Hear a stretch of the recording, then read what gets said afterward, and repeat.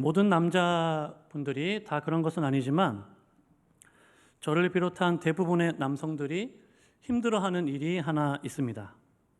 그것은 마트 가는 것입니다. 마트에 장을 보러 가거나 쇼핑을 하는 것, 이런 일들이죠.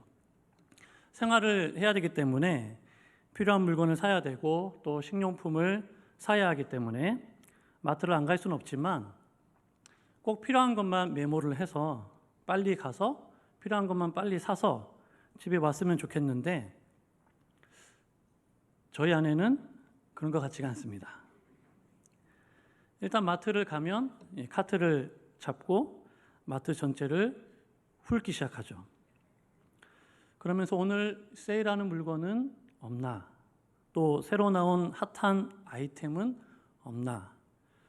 꼭 내가 사지는 않더라도 여러 가지 그 매대나 또 코너를 둘러보고 구경하는 것을 좋아하는 것 같습니다. 그냥 쇼핑 자체를 즐기는 것 같아요.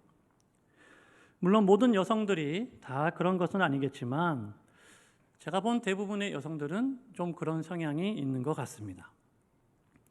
그래서 가끔 아내와 마트에 장을 보러 가면 즐거운 마음으로 이렇게 장을 보고 있는 아내를 보면서 제가 묻습니다. 그거 살 거예요? 이렇게 물어봐요. 그러면 아내는 아니요, 이렇게 대답을 합니다. 또 가다가 뭐 이렇게 보고 있으면 그게 꼭 필요한 거예요? 이렇게 물어보면 아니요, 이렇게 얘기합니다.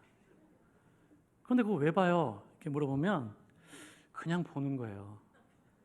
재밌잖아요. 이렇게 얘기해요.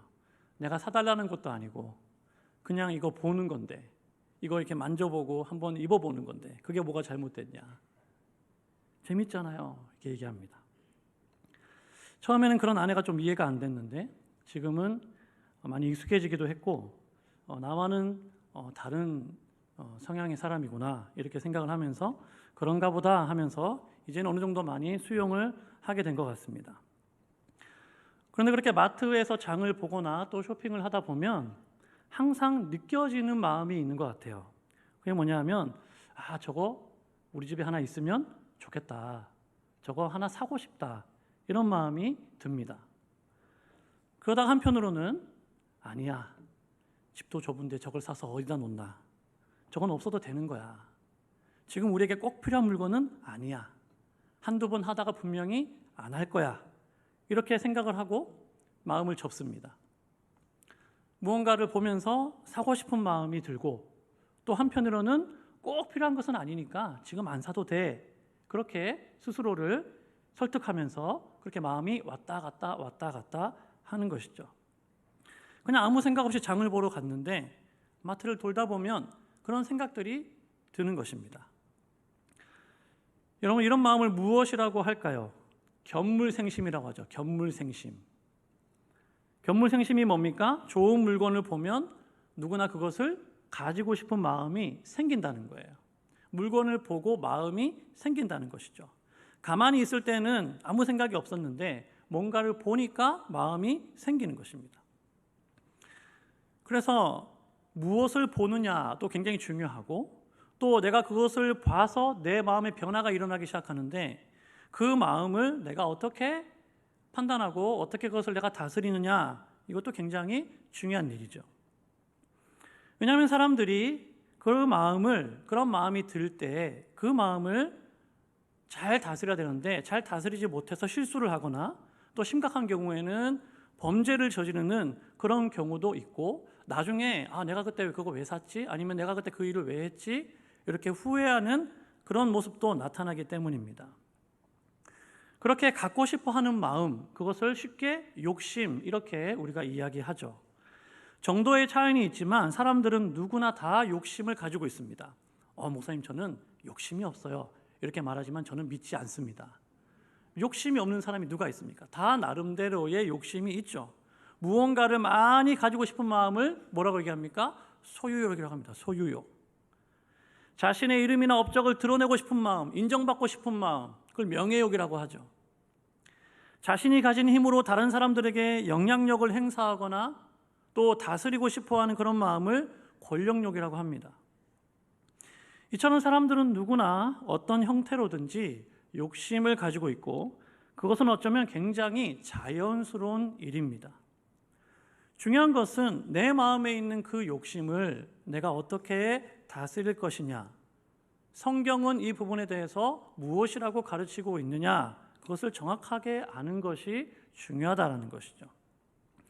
욕심과 관련하여서 많은 경고의 말씀들이 성경에 있지만 가장 대표적인 말씀을 꼽으라면 아마 야고보서 1장 15절 말씀일 겁니다. 야고보서 1장 15절 말씀에 보면 욕심이 잉태한즉 죄를 낳고 죄가 장성한즉 사망을 낳느니라. 아멘. 욕심이 죄를 낳고 죄가 사망을 낳는다고 말씀합니다. 욕심과 사망은 전혀 상관이 없는 단어인 것 같죠. 욕심과 사망은 별로 상관이 없는 것 같은데, 그런데 그 사이에 죄가 들어가면서 문제가 심각해지기 시작하고 결국에는 욕심으로 시작했던 그것이 나중에는 사망으로 끝나는 아주 무서운 결과에 이르게 된다는 경고의 말씀이죠. 우리 안에 있는 욕심을 잘 다스리지 못하면 결국은 그렇게 될 수 있다라고 말씀하고 있다는 거예요. 성경에서 욕심과 같은 의미로 쓰이는 다른 단어는 바로 탐심입니다. 탐심.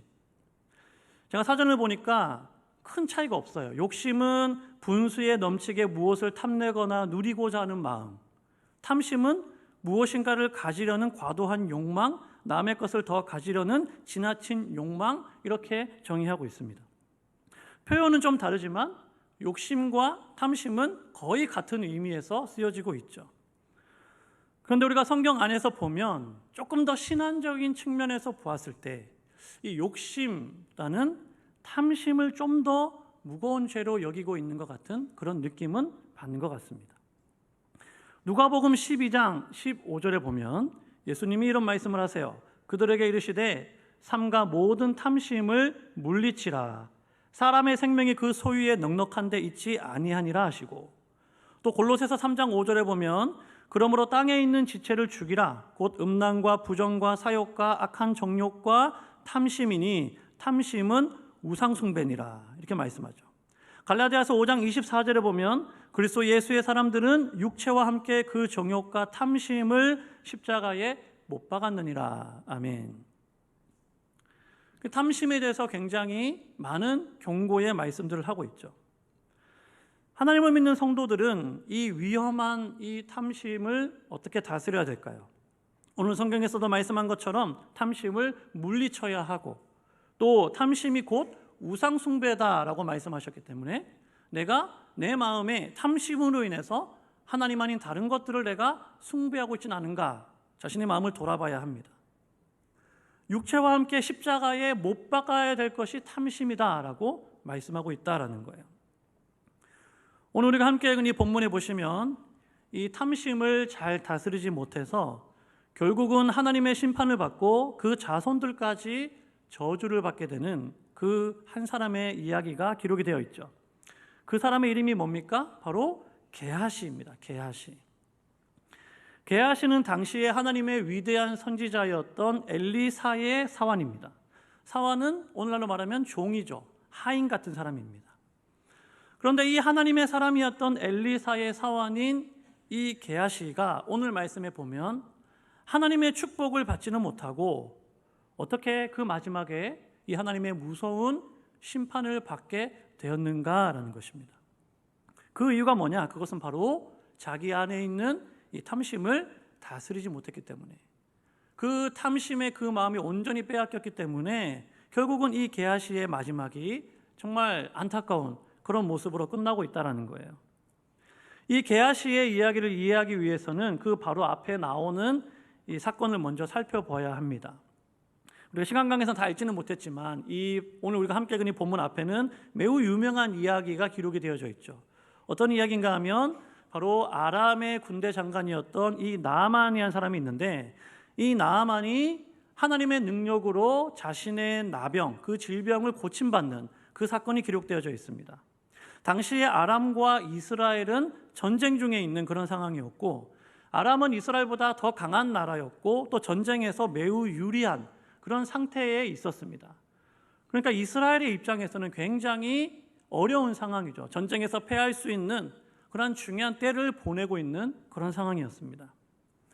나아만은 아람의 이 군대 장관이었는데 그 5장 1절에 보면 이 나아만에 대해서 이렇게 평가합니다. 그는 전쟁에 능한 큰 용사였고 그 왕에게도 존귀한 자라고 인정받는 그런 사람이었습니다. 그러니까 남부러울 것이 없는 힘과 권력과 또 모든 인정을 받고 있는 그런 사람이었다는 거예요. 그런데 그에게 남모를 큰 고민과 고통이 있었는데 그게 뭐냐면 바로 자신에게 이 나병이라는 병을 가지고 있었다는 거예요. 문둥병, 한센병이라고 말하는 그 정말 무서운 병이 이 나아만에게 있었습니다. 살이 썩어 들어가는데도 고통을 느끼지 못하는 또 심한 악취가 나는 그런 심각한 피부병이 이 나아만에게 있었다는 거예요.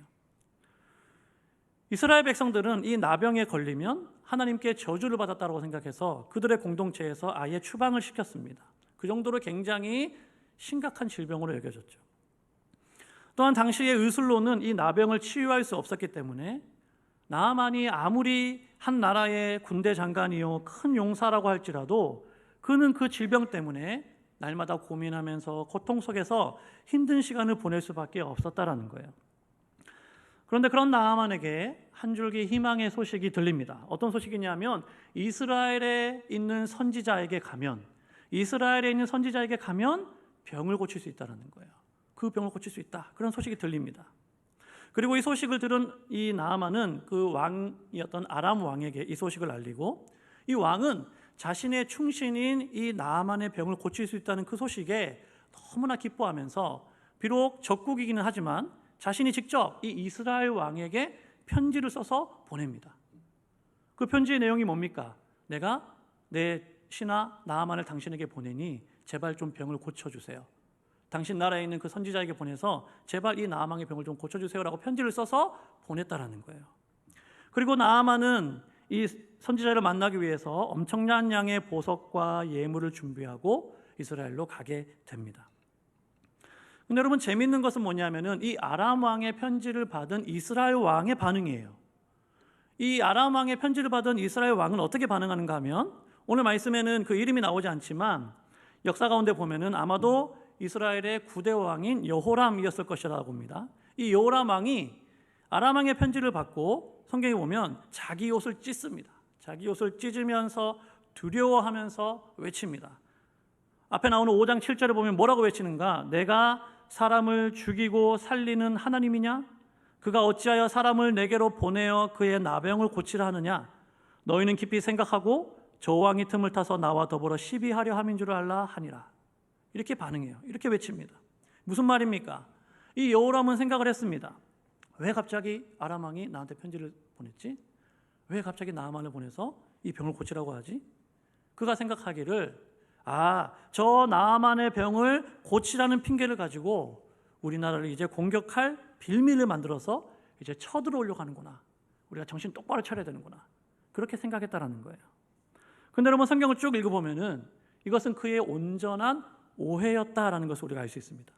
왜냐하면 정말 아람 왕은 이스라엘을 빌미 삼아서 공격하려고 한 것이 아니고 정말 순수한 마음으로 자신의 부하를 살리기 위해서 도움을 요청하고 있기 때문이에요.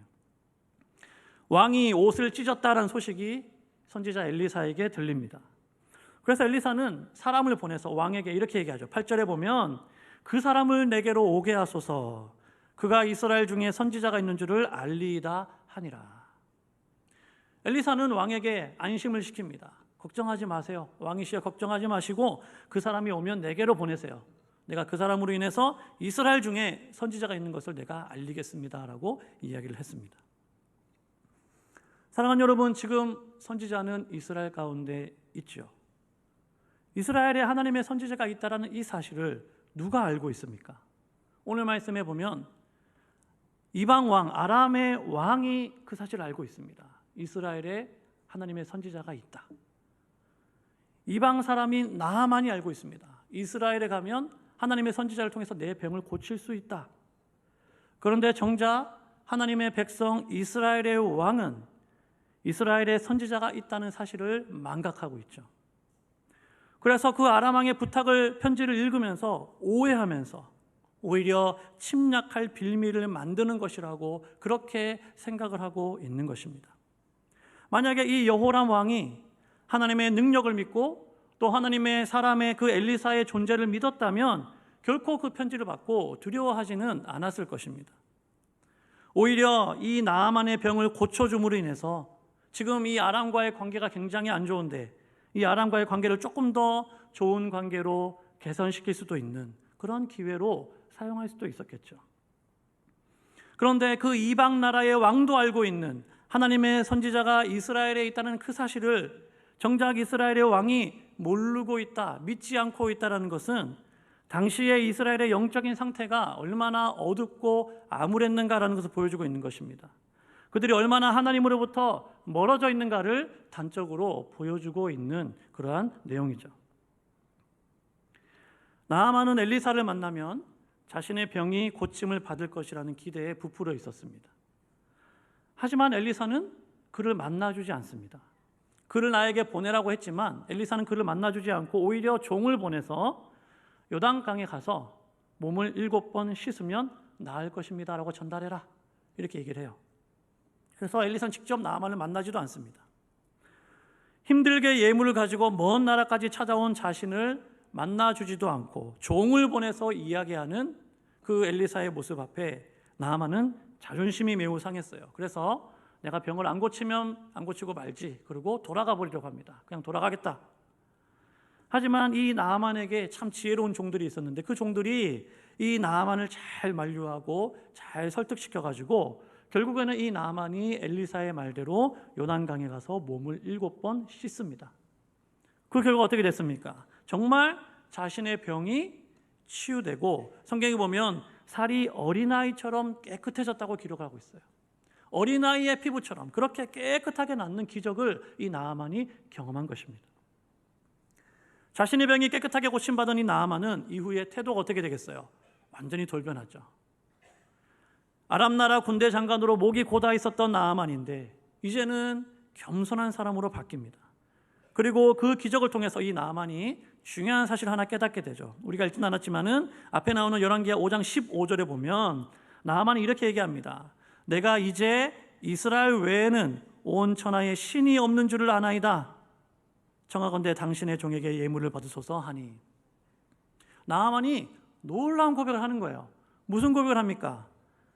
이스라엘 외에는 온 천하에 참 신이 없는 줄을 내가 이제 알았습니다.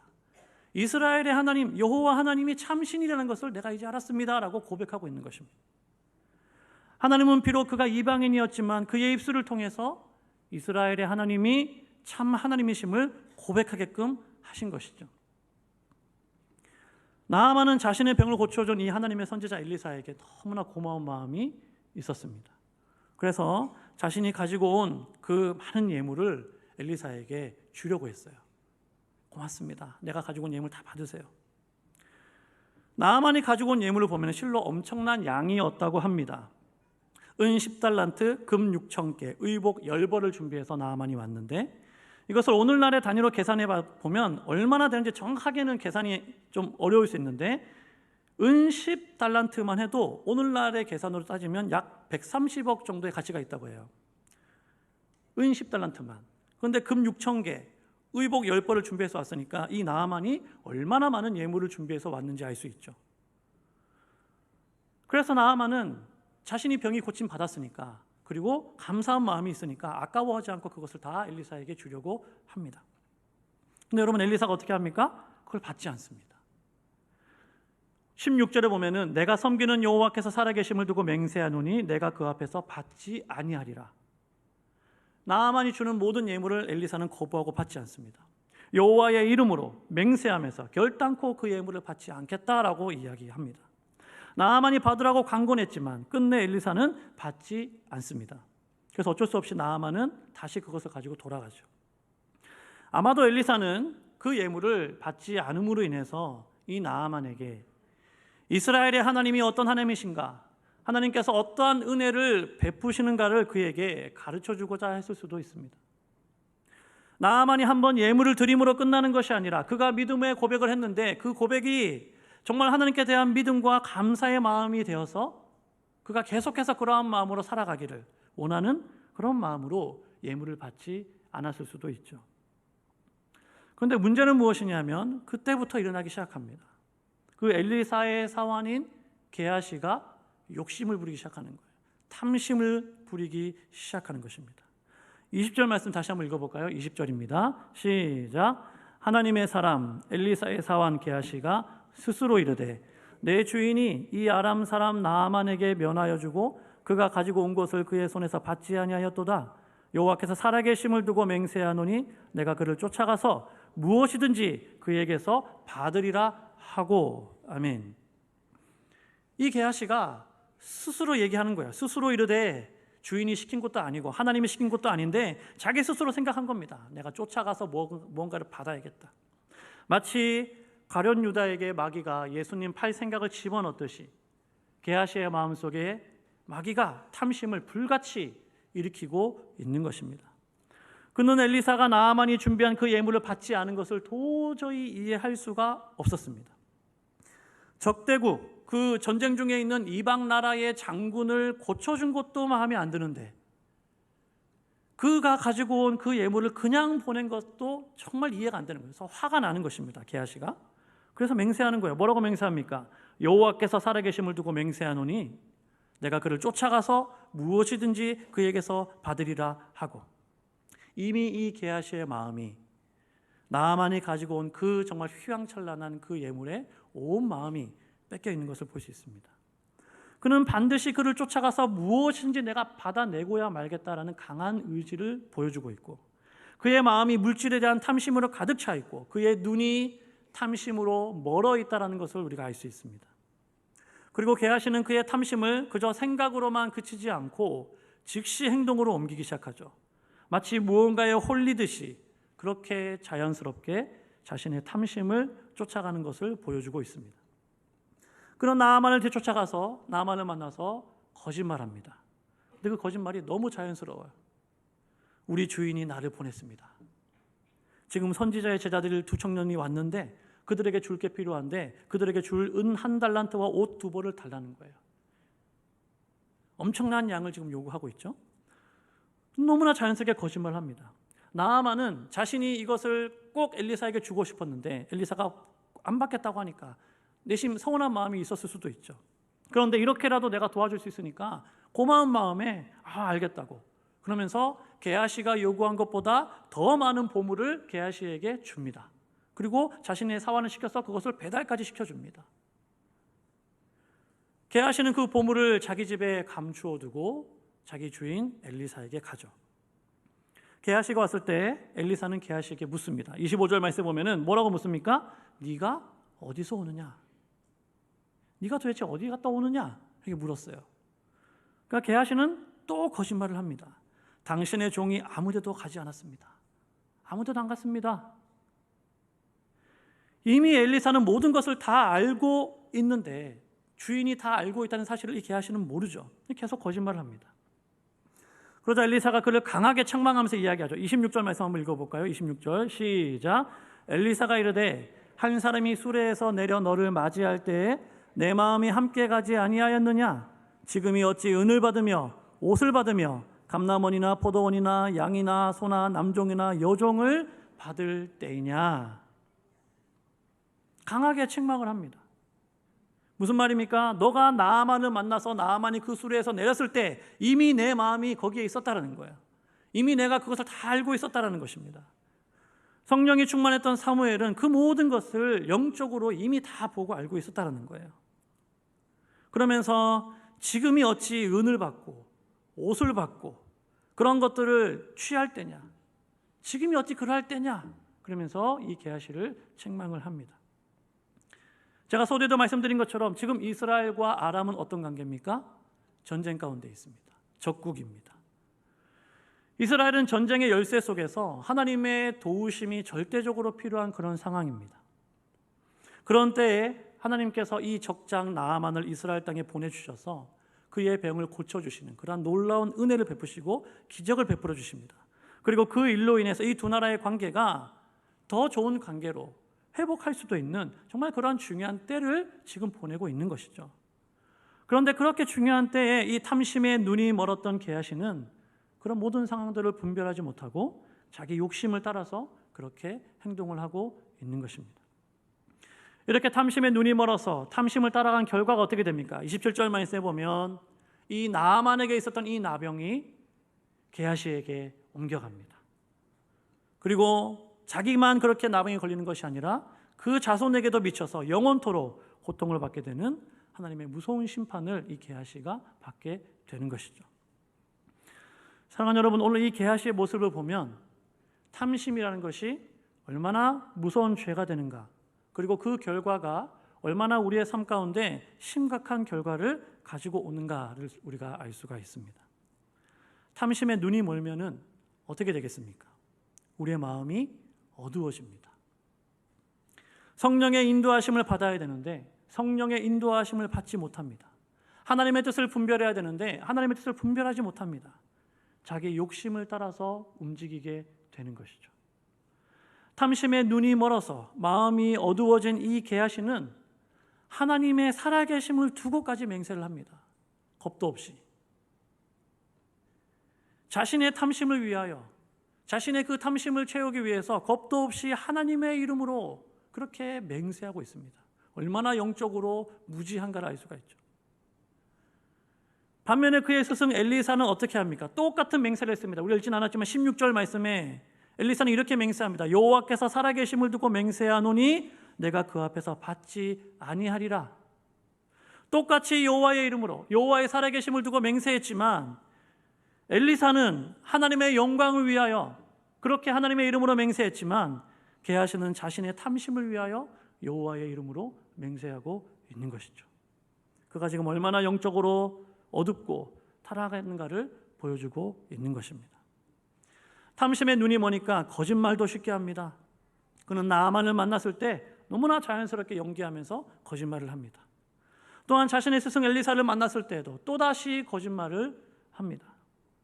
탐심에 눈이 멀고 영적으로 어두워지니까 거짓말하는 것이 그렇게 큰 죄로 여겨지지 않은 것 같아요. 한 번쯤 할 수 있지, 모르고 넘어갈 수 있지, 속이고 넘어가면 되지. 거짓말이 또 다른 거짓말을 낳고 계속해서 돌이킬 수 없는 거짓으로 가는 것이죠. 하지만 엘리사는 모든 것을 다 알고 있었습니다. 그래서 그에게 마지막으로 회개할 수 있는 기회를 줬죠. 네가 어디서 오느냐? 물었잖아요. 너가 어디서 오느냐? 몰라서 물은 것이 아니죠. 다 알고 있지만 네가 어디서 오느냐는 그 물음 앞에 이 게하시가 양심의 찔림을 받아서 자신의 죄를 고백하고 그 거짓을 자백하고 회개하기를 바라는 마음으로 그에게 기회를 주고 있는 것입니다. 네가 도대체 뭐하다 왔느냐? 어디서 왔느냐? 그러나 탐심에 눈이 먼 이 게하시는 그런 스승의 마음을 알지도 못하고 그 스승에게 거짓말을 합니다. 영적으로 완전히 무뎌져 버린 게하시의 모습을 볼 수 있죠. 이런 게하시의 모습은 참 안타까움을 우리들에게 느끼게 합니다. 왜 그렇습니까? 그의 스승이 누굽니까? 그의 스승 바로 엘리사죠. 하나님의 선지자라고 불리는, 수많은 기적과 능력을 행하면서 하나님의 살아계심을 나타내는 위대한 하나님의 사람, 그 사람이 바로 스승이에요. 엘리사예요. 그는 엘리사의 사원으로서 가장 가까이에서 엘리사를 지켜볼 수 있고 엘리사의 사역을 볼 수 있고 엘리사를 통해서 일하시는 하나님의 역사를 경험할 수 있는, 어떻게 보면 정말 복 있는 자리에 이 게하시가 있었다라는 거예요. 엘리사만큼은 아니더라도 누구보다도 하나님의 살아계심을 경험하고 은혜를 받은 사람이 게하시인데 그 마음의 탐심으로 인해서 영적으로 너무나 무지하고 살아계신 하나님을 알지 못하는 그런 모습을 보여주고 있기 때문입니다. 심지어 이방 사람이었던 나아만조차도 이스라엘 외에는 온 천하에 신이 없는 줄 알았다고 고백하고 있는데 게하시는 이 나아만보다도 못한, 하나님을 믿지 아니하는 그런 불신앙의 모습을 보여주고 있더라라는 것입니다. 사랑하는 여러분, 탐심이 이처럼 무서운 죄가 되고 심각한 결과를 가지고 온다면 하나님을 섬기는 우리는 이 탐심을 어떻게 다스려야 될까요? 우리는 어떻게 이 탐심에 우리의 마음을 빼앗기지 않을 수 있을까요? 두 가지 지침을 생각해 볼 수 있을 것 같습니다. 첫 번째는 한번 따라해 보실까요? 하나님 앞에서 더욱 감사하자. 탐심에 우리의 마음을 빼앗기지 않을 수 있는 첫 번째 지침이 뭐냐면 하나님 앞에서 더 감사하는 삶을 사는 것입니다. 데살로니가전서 5장 18절 말씀 한번 읽어볼까요? 범사에 감사하라. 이것이 그리스도 예수 안에서 너희를 향하신 하나님의 뜻이니라. 범사에 감사라고 말씀합니다. 범사에 감사하는 사람은 하나님의 뜻 가운데 살아가는 사람이에요. 하나님의 뜻을 이루는 사람입니다. 순간순간 탐심이 찾아온다 할지라도 하나님 앞에 감사함으로 자신의 그 마음을 다스릴 수 있는 사람입니다. 말로만 감사하지 않고 실제로 감사의 행동으로 옮겼을 때 그것이 능력이 되는 것이죠. 유명한 성경 주석가 매튜 헨리는 이렇게 얘기합니다. 감사는 더하기와 같아서 모든 것에 감사하면 거기에 하나님의 축복이 더하여진다. 오늘 맥주감사주일을 우리가 보내면서 지난 반년 동안 베풀어 주신 하나님의 은혜에 우리가 감사할 뿐만이 아니라 앞으로 남은 반년도 지키시고 보호하실 하나님께 미리 믿음으로 감사하는 우리 모두가 될 수 있기를 바랍니다. 범사에 감사하는 삶을 살 때 탐심은 우리의 마음에 자리 잡지 못할 줄로 믿습니다. 두 번째, 우리가 탐심의 마음을 빼앗기지 않기 위해서 해야 할 지침이 뭐냐면 한번 따라해 보겠습니다. 베푸는 삶을 사는 것. 베푸는 삶을 살아야 합니다. 탐심이 뭐라고 했습니까? 더 많이 가지려고 하는 마음이에요. 꼭 가지고야 말겠다는 욕심입니다. 이게 탐심이에요.